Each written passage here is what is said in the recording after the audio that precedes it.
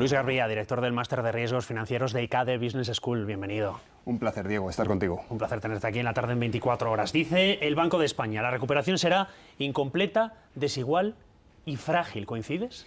Coincido totalmente. Y de las tres palabras, incompleta, desigual, me quedo con la desigualdad social y con la fragilidad. Es decir, en cualquier momento nos podemos romper un poquito más. La desigualdad social, hemos visto durante el confinamiento cómo ha ido en aumento. Todo aquel chaval que no se pudiera conectar a clases online ha perdido un año escolar. En cambio, el que se conecta a clases online no solo sigue al día, sino que aprende nuevas capacidades. Esto que estamos viendo cada vez va a ir a más.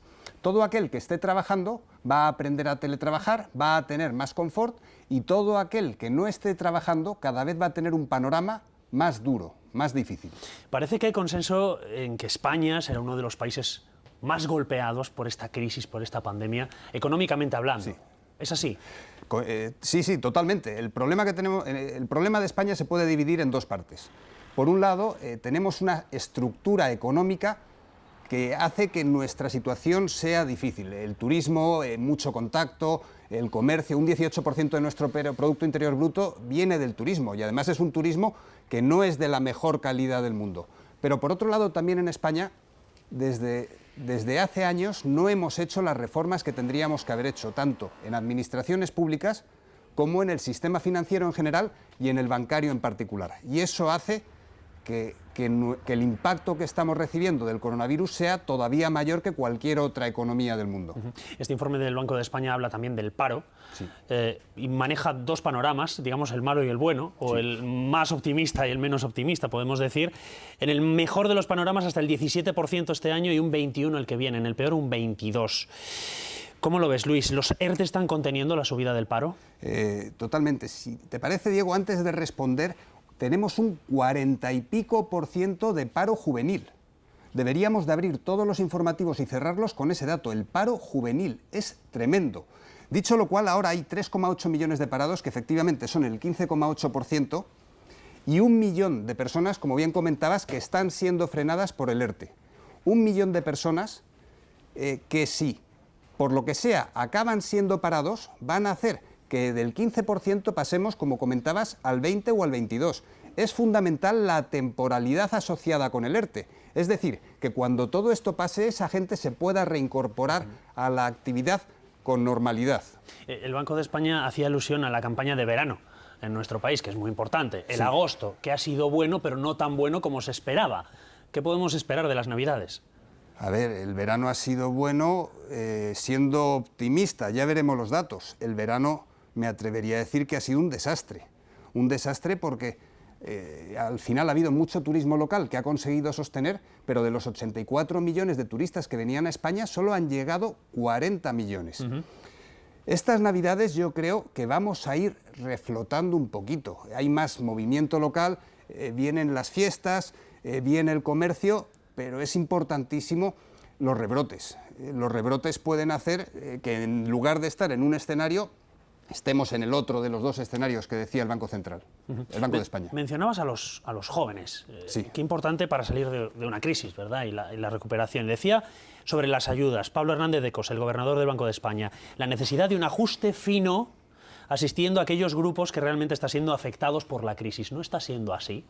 Esa es una de las claves de todo esto, en el sentido de Pedro Sánchez o Europa puede decir que va a haber 140.000 millones de euros que llegue de Europa a la economía. En el periodo entre el 2014 y el 2020, solo un 34% de lo asignado se ha ejecutado por Europa. Entre el dinero que llega y el dinero que se recibe, tenemos un problema en España con las cañerías.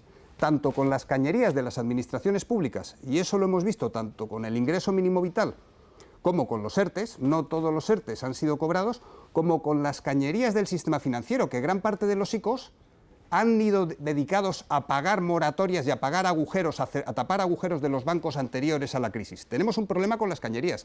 Por eso es tan importante lo que dice el gobernador del Banco de España. El dinero tiene que ir a quien lo necesita directamente. Y en ese sentido, el Banco Central Europeo, que va a vivir muchas transformaciones, una de las cuales yo creo que es totalmente necesaria es que ingrese el dinero directamente en la cuenta de aquellas personas que lo necesiten. Lo que nos lleva, Luis, a la negociación con los presupuestos que se está llevando a cabo. De hecho, veíamos a la vicepresidenta primera reunirse hoy con Gabriel Rufián, el líder de Esquerra. Están intentando buscar los apoyos. Tú hablas de una huida hacia adelante por parte de la clase política relacionada con la política económica. ¿A qué te refieres? A ver, los presupuestos es como un mal chiste. Seguimos con los presupuestos de Montoro. Seguimos con los presupuestos de Montoro y ahora aprobar nuevos presupuestos en un escenario de la incertidumbre que tenemos con el techo de... O sea, la ley de los presupuestos no la estamos siguiendo, pero necesitamos lanzar un mensaje a nosotros mismos, a la población y a Europa, un mensaje de unidad. O sea, los presupuestos que vamos a sacar ahora, si se sacan, no van a ser unos presupuestos al uso, van a ser unos presupuestos, a ver, un 80% de los presupuestos ya sabemos en qué se van a gastar, que coincidirán con los de Montoro, pero no podemos seguir en esa vergüenza absoluta que da parte de nuestra clase política, que no se ponen de acuerdo ni para lanzar un mensaje de unidad, cuando lo único que nos están pidiendo ahora desde Europa es unidad. Sobre la fusión Banca-CaixaBank, que se va a sellar mañana serán las reuniones de los dos grupos. ¿Fusión buena para todos o sobre todo para quién, Luis? A ver, fusión totalmente necesaria. He hablado antes de que hay reformas que no se han hecho que se deberían de haber hecho. La reforma del sistema bancario es totalmente necesaria. Un problema, cada una de las entidades, de las 10 grandes entidades que tenemos en nuestro país, es un problema por sí mismo, pero esto no es un problema español. El Deutsche Bank y el Commerzbank en Alemania están bastante peor que nuestra banca. O sea, no es un problema español, pero cada una de las entidades que tenemos es un problema por sí mismo. Para reformar el sistema no podemos ir reformando cada una de las instituciones por institución, sino que mejor juntarlas, que haya tres grandes entidades y desde ahí acometer el proceso de reforma que pasará por inyecciones de liquidez, o en la forma de operaciones de refinanciación, pensando en el Banco Central Europeo, o en la forma de rescates, pensando en los 24.000 millones de euros que se inyectó a Bankia. Estamos pendientes de saber más detalles de cómo será esa nueva entidad, fruto de esa fusión Banca y CaixaBank. Nos comentaba la jefa de Economía del Telediario, escuchabas la entrevista, algunos de los detalles. La sede estaría en Valencia, el papel de Goyri-Golzarri, algo más limitado que el papel que tendría Gonzalo Cortázar. ¿Qué te parece? Gran parte de la información está sobre la mesa y es transparente a todos. El sistema financiero está en un entorno cada vez más complejo. El entorno del sistema financiero cada vez es más complejo y necesitamos a un experto capitán al frente del banco. Evidentemente hay un componente político y habrá doble consejero delegado, pero yo hasta donde sé, como Goyri-Golzarri, pocos capitanes de barcos hay en este país. Ha llevado a Bankia hasta ahora a buen puerto, que de los 24.000 millones de euros han devuelto 3.000, pero necesitamos seguir haciendo reformas a nuestras entidades. Bankia, el activo que tiene Bankia, la capitalización es de 11.000 millones de euros frente a los 3.000 que tiene. Caixa tiene 11.000 frente a 3.000 que tiene Bankia. ¿Qué quiere decir esto? Que Caixa es mucho más grande, pero es que el problema que tiene Caixa es mucho más grande a su vez. Yo no sé hasta qué punto es una fusión, una absorción de Caixa o un rescate de Caixa por parte de Bankia ya rescatada. O sea, al final está mucho... Si dices que Caixa es mucho más grande, lo dicen los datos, eso quiere decir que el peso de los poderes de Caixa tendrá más peso en la nueva entidad. Y por eso el papel de Goyri-Golzarri. O los agujeros que tiene Caixa son más grandes porque además no ha estado gestionada tan bien como ha estado Bankia en los últimos tiempos y el papel del gestor de Bankia es necesario llevarlo a Caixa. Estoy especulando, son cosas que están por ver.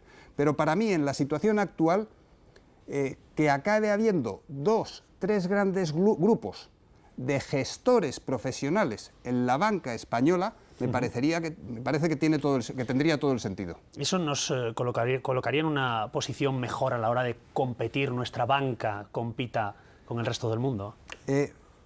Antes que competir, tenemos que reformar. Goyri-Golzarri en concreto con FG ya demostró ser obediente. O sea, los 3 bancos que haya, primero hay que reformarlos para prepararlos para competir en un entorno cada vez más tecnológico. Yo no descarto que una vez esté consolidado el nuevo sector financiero, haya juego con telecos, haya juego con grandes compañías tecnológicas que ya de hecho están dando un servicio financiero. El negocio bancario no tiene que ver en la actualidad con la territorialidad, o sea, no tiene que ver con las sucursales, tiene que ver con Internet. Diego, ¿tú cómo consultas el banco? Directamente por el móvil.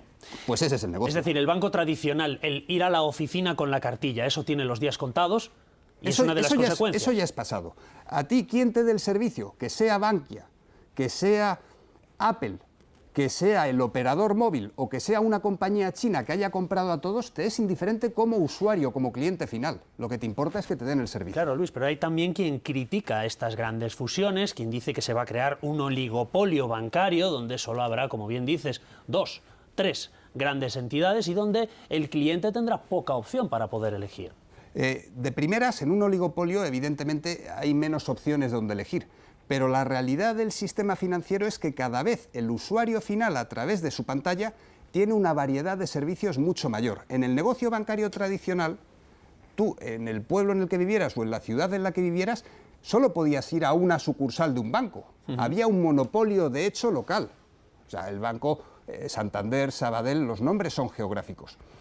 Actualmente habrá 3 bancos, pero estarán compitiendo en un entorno global y por Internet. El cliente, el usuario final, elige en más sitios y gran parte de los problemas que tiene el sistema financiero tiene que ver con eso. Como director de un máster en riesgos financieros, sí. ¿Invertirías en banca? ¿Es un valor, entre comillas, seguro de cara al futuro? Te agradezco muchísimo la pregunta porque como director del máster de riesgos, lo que sí que animo a todo el mundo es a venir al máster. No contestar las preguntas. No, a ver, invertir en banca no.